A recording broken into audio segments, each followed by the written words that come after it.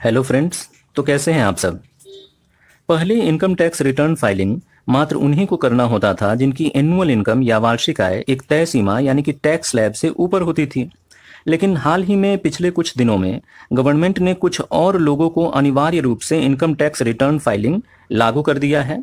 इन लोगों को तब भी आईटीआर फाइल करना है जब उनकी एनुअल इनकम इस तय सीमा या टैक्स स्लैब से कम हो।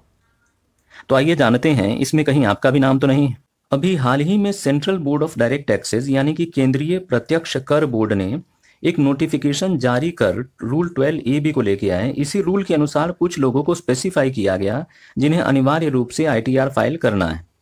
मैं उस नोटिफिकेशन को न पढ़ के आपको बहुत ही सरल भाषा में बताता हूं कि वो कौन लोग हैं। हालांकि मैं उस नोटिफिकेशन का लिंक आपको डिस्क्रिप्शन में दे दूंगा, अगर आप चाहें तो उसे भी पढ़ सकते हैं। तो रूल 12 AB के अनुसार इन लोगों को आईटीआर फाइल करना मैंडेटरी कर दिया गया है। नंबर 1, वो लोग जो बिजनेस करते हैं और प्रीवियस ईयर में उनका टोटल सेल्स या टर्नओवर या ग्रॉस रिसिप्ट्स जो है वो 60 लाख रुपए से ऊपर चला जाता है। यहाँ पे उनके प्रॉफिट को नहीं देखा जाएगा और उनको रिटर्न फाइलिंग जो है वो जरूरी होगा। नंबर 2, वो लोग जो प्रोफेशन करते हैं और प्रीवियस ईयर में उनका ग्रॉस रिसीट्स जो है वो 10 लाख रुपए से, जी हाँ, मात्र 10 लाख रुपए से ऊपर हो जाने पर उनको आईटीआर फाइलिंग जो है वो मैंडेटरी हो जाएगा। वहीं प्रोफेशनल उनको कहते हैं जो किसी प्रकार का प्रोफेशन करते हैं, उदाहरण के लिए जैसे डॉक्टर, चार्टर्ड अकाउंटेंट या एडवोकेट। वहीं तीसरे नंबर पे वो लोग हैं जिनका प्रीवियस ईयर में टोटल ऑफ टीडीएस और टीसीएस जो है वो 25,000 रुपए से ऊपर हो।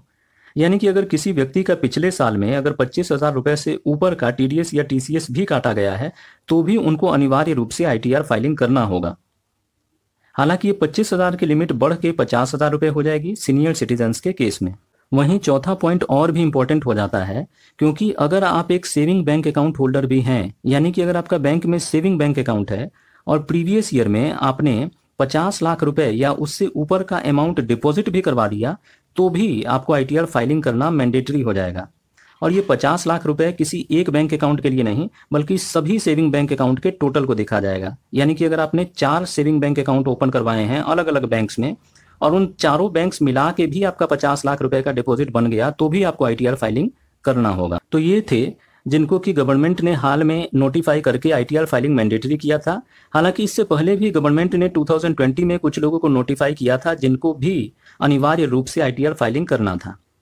वो लोग हैं, पॉइंट नंबर 1, वो व्यक्ति जिनका कि करंट अकाउंट था और उन्होंने टोटल अमाउंट जो डिपॉजिट कराया प्रीवियस ईयर में वो 1 करोड़ से ऊपर हो जाए। यानी कि करंट अकाउंट में अगर डिपॉजिट्स 1 करोड़ रुपए से ऊपर हो जाए तो भी उनको आईटीआर फाइलिंग मैंडेटरी था। सेकंड पॉइंट, अगर किसी व्यक्ति ने खुद के लिए या किसी और व्यक्ति के लिए विदेश यात्रा पे 2 लाख रुपए से ऊपर का खर्च किया हो प्रीवियस ईयर में, यानी कि विदेश यात्रा पे अगर किसी व्यक्ति ने 2 लाख रुपए का खर्च किया खुद के लिए या किसी और व्यक्ति के लिए तो भी उनको आईटीआर फाइलिंग करना था, चाहे उनका प्रॉफिट कितना भी हो। थर्ड पॉइंट, अगर किसी व्यक्ति ने इलेक्ट्रिसिटी बिल पे अगर टोटल एक्सपेंडिचर पिछले साल में 2 लाख रुपए से ऊपर का कर दिया, यानी कि अगर किसी व्यक्ति ने इलेक्ट्रिसिटी बिल पे पिछले साल में 2 लाख रुपए से ऊपर का भुगतान किया तो भी उनको आईटीआर फाइलिंग करना था। तो ये कुछ वो केसेस थे जिनमें कि गवर्नमेंट ने नोटिफाई करके आईटीआर फाइलिंग को मैंडेटरी कर दिया था। यानी कि अगर किसी व्यक्ति की टोटल इनकम जो है वो टैक्स स्लैब से कम हो लेकिन वो इन केसेस में फॉल करते हैं तो उनको आईटीआर फाइलिंग करना ही होगा। अब कुछ और जानने वाली बातें कि जिन प्रोविजंस की हमने पीछे चर्चा की ये वैकल्पिक नहीं है बल्कि अनिवार्य है, यानी कि मैंडेटरी है। और ये प्रोविजंस जो है ये इमीडिएट इफेक्ट से लागू होती है, यानी कि असेसमेंट ईयर 2022-23 यानी कि जिनकी रिटर्न फाइलिंग चल रही है उन पे भी एप्लीकेबल है।